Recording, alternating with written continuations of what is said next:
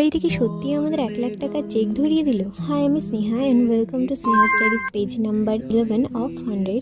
তো আজ আমি চলে গিয়েছিলাম আমারই একটা বান্ধবী দিদির বিয়েতে। এই সাইডে দিদি বসেছিল আর অপোজিট দিকেই বরের বিয়ের কাজ চলছিল, বিভিন্ন নিয়মগুলো চলছিল। আর এদিকে ছিল অনেক স্টল, যেমন ফুচকা, কফি এসবের। যদিও আমি কিছুই খাইনি, নয়তো মেন কোর্স খেতে পারতাম না।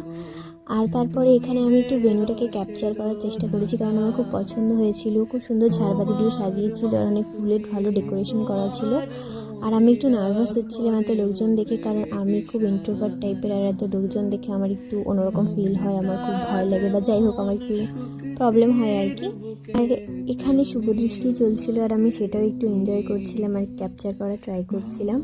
এখানে সবাই অনেক এনজয় করেছে, অনেক ভালোভাবে বিয়ে হয়েছে। আর তারপরে এখানে মালা বদলের সিনটাও আমি ক্যাপচার করেছি।